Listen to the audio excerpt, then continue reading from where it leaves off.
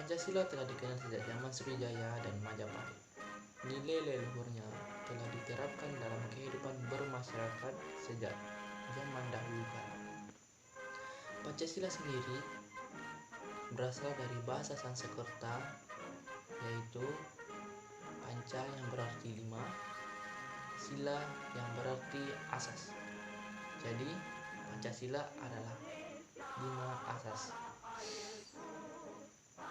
Istilah Pancasila juga terdapat dalam buku karangan Pu Prapanca yang artinya berbatu sandi yang 5. Sejarah pengukuhan Pancasila sebagai dasar negara Indonesia termasuk juga ke dalam perjuangan seluruh rakyat Indonesia yang telah dijajah oleh bangsa Barat sejak zaman dahulu kala.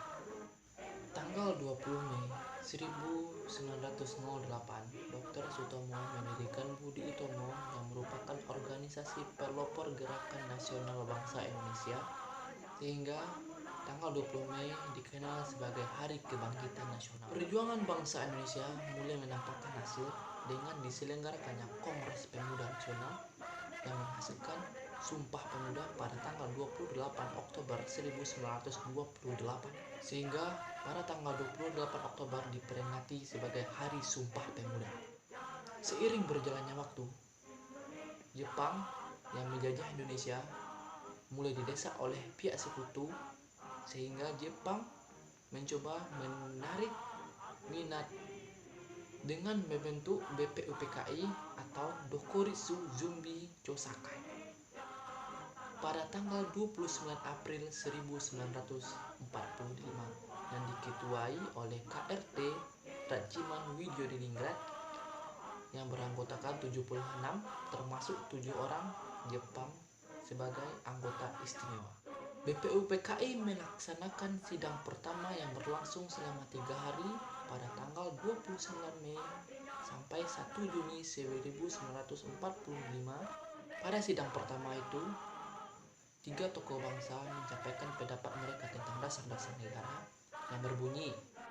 Yang pertama, Insinyur Soekarno menyampaikan kebangsaan Indonesia, internasionalisme, 3. Mufakat atau demokrasi, 4. Kesejahteraan sosial, 5. Ketuhanan yang berkebudayaan. Yang kedua, Dr. Supomo yang berbunyi 1. Persatuan, 2. Kekeluargaan, 3. Keseimbangan lahir dan batin, 4. Musyawarah, 5. Keadilan rakyat. Yang ketiga, Mr. Muhammad Yamin yang berbunyi 1. Peri kebangsaan, 2. Peri kemanusiaan, 3. Peri ketuhanan, 4. Peri kerakyatan, 5. Kesejahteraan rakyat, sehingga pada tanggal 1 Juni diperingati sebagai hari lahirnya Pancasila.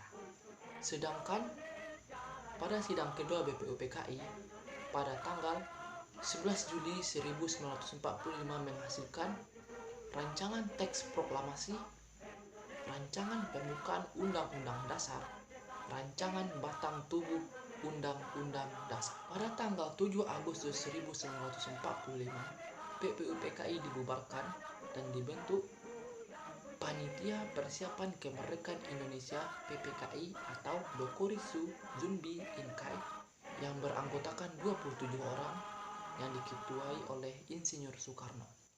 PPKI mengadakan sidang pertama pada tanggal 18 Agustus 1945, tepat setelah kemerdekaan Indonesia yang mengedepankan persatuan.